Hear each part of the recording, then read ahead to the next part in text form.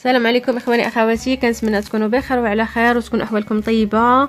مرحبا بكم في قناه كلثوم مرسان مع وصفه جديده ويعني فيديو جديد. الوصفه ديال اليوم اللي هي يعني هذا ميني بسيطلات صغيورين كما كتشوفوهم، يعني كيجيو مقرمشين بزاف. صراحه يعني ولداد في المذاق ديالهم بحشوه، ما نقولش لكم واحد الحشوه لذيذه بزاف، فكنتمنى انه الاعجاب ديالكم. كنتمنى لكم فرجه ممتعه. دابا ان شاء الله غادي ندوزو مع المكونات ديال هذه الوصفه. انا اول حاجه عندي 4 الكيسان ديال الدقيق،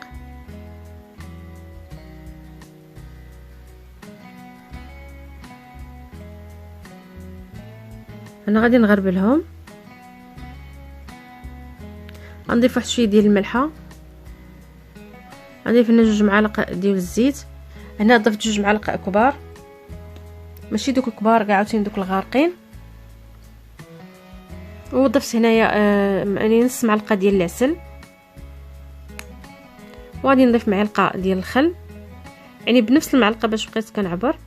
صافي من بعد هنا غادي نضيف شويه الماء كنضيفو غير شويه بشويه. انا هنا راني نسيت البياض ديال البيضه، فانتوما غتزيدوا البيض ديال البيض، زيدوا يعني غير بيضه وحده، زيدوا البيض ديالها. انا هنا راه نسيتو في الاول، ولكن غادي نعاود نضيفو.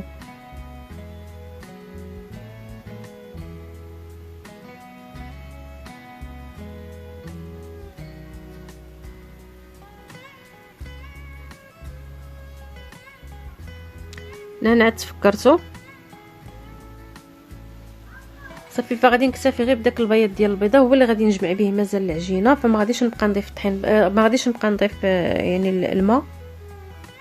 صافي كما كتشوفوا راه هكا غادي نجمعها. والعجينه هنا ما كتكونش يعني كتلصق بزاف، وما تكونش يعني قاصحه بزاف، كتخليوها شويه تكون رطبه. صافي هنا كنعطيها دليك واحد شويه.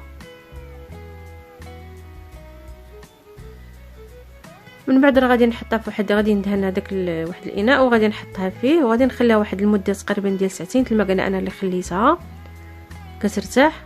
صافي بحكم ان ما فيهاش الخميره، هنايا انا خديت مقله ودرت فيها واحد 3 البصلات متوسطين.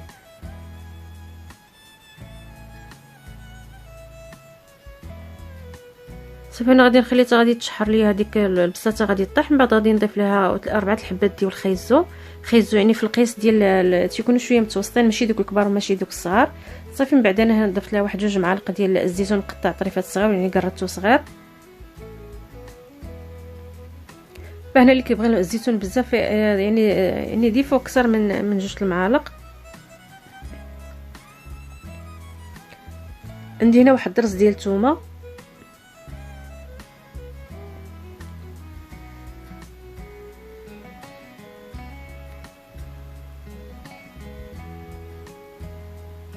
عندي هنا نص معلقه ديال القزبر يابس، نص معلقه ديال الفلفله حمراء فيمي، وعندي هنا نص معلقه ديال التوابل ديال السمك، وعندي راس معلقه ديال الابزار.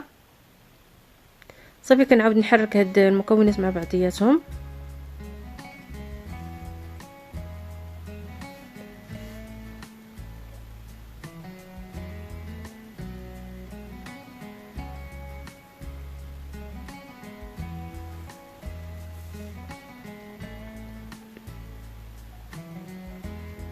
هنايا ضفت معلقه صغيره ديال الشحمه دايبه سمحوا لي عفوا، وضفت معلقه صغيره ديال الفلفله حمراء ديال التحميره.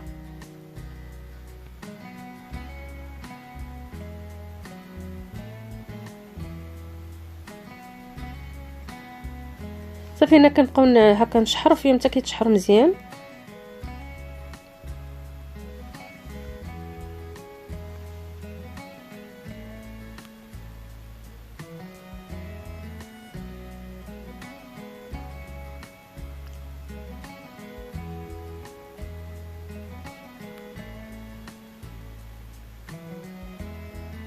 هنا كنحاول نحركهم مزيان باش هكا كيتلبسوا كاملين، يعني كينسجموا كلهم مع بعضياتهم بديك التوابل كلها.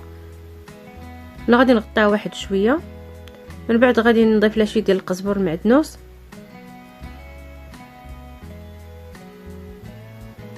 وغادي نحك عليها واحد شويه ديال الزعتر.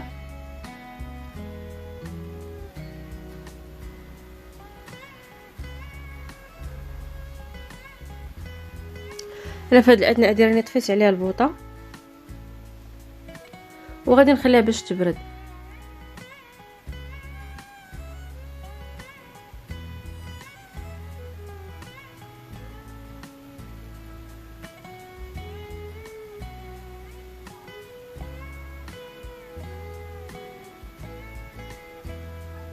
من بعد هنا كنمشيو للعجينه. فهنا كما كتشوفوا العجينه يعني رطبه بزاف. صافي هنا غادي نشكلهم هكا كويرات، ودوك الكرات فانا يعني خرجت منهم 12 وحده. صافي غادي نغطيهم واحد شويه، غير يرتاحوا غير واحد شويه تقريبا واحد 10 دقائق بحال هكاك. من بعد هنا ديك الحشوه من بعد ما بردات غادي نزيد عليها الحك ديال الطون، فغادي نخلطو مزيان. فصراحه هاد الحشوه هادشي كتجي لذيذه، ومع ديك المعلقه الصغيره ديال يعني ديال الشحمه اللي تتكون دايبه بديك الطريقه، ويعني ودوك الطريفات اللي تيكونوا صغيورين ديال الطون، فصراحه تيعطيوها بحال المذاق ديال اللحم. هنا كما كتشوفوا خديت يعني العجينه الكره الاولى، فغادي نسرحها تكون رقيقه بزاف. انا خديت هنا الزبده ذوبتها، وغادي هكا ندير عليها هكا في الوجه ديالها كامله، يعني حتى في الجناب وفي كل شيء. فكنطويها كما كتشوفوا يعني الطي كيكون عادي بحال المسمن كما كنطوي يد العادي. صافي من بعد ما غنطويها غادي نخليها هكا غادي ترتاح. صافي من بعد حتى غادي نشكلهم كاملين نطويهم.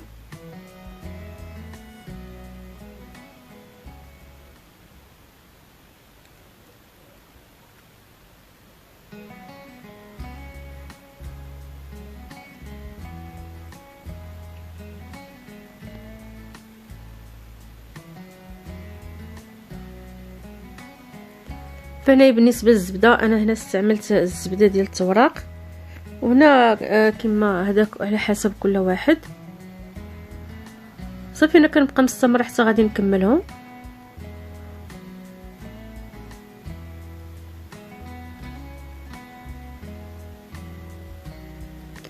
انا من بعد ما كملتهم فغادي ناخذ الاولى غادي نسرح لها غير الجناب ديالها، هما اللي غادي نضغط عليهم شويه باش يعني هكا يكونوا رقاق.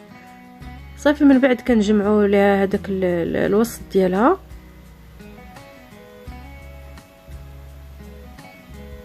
صافي كنحاولوا انا كنعطيوها الشكل ديالها يعني تيكون هكا داير.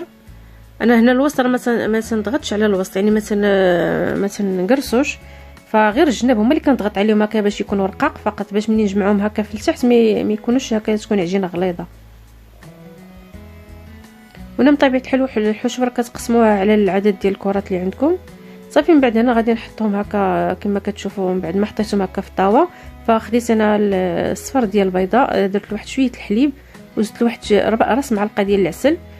صافي غادي ندهنهم بحال هكا. من بعد راني سخنت الفران، ومن بعد ما طابوا كان هذا هو الشكل ديالهم.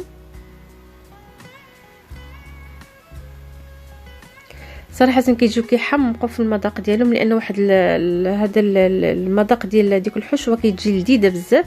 وكما شفتوا الحشوه يعني راه خفيفه، ويعني ما فيهاش قوه كثرت المكونات بزاف، ويعني حك واحد ديال الطون يعني ماشي ما فيهاش بزاف.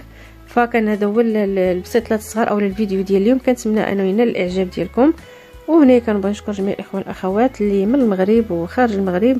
المهم كالعاده دائما كنتمنى التوفيق للجميع، وكنقول لكم السلام عليكم حتى الفيديو اخر ان شاء الله، وصفه اخرى ان شاء الله.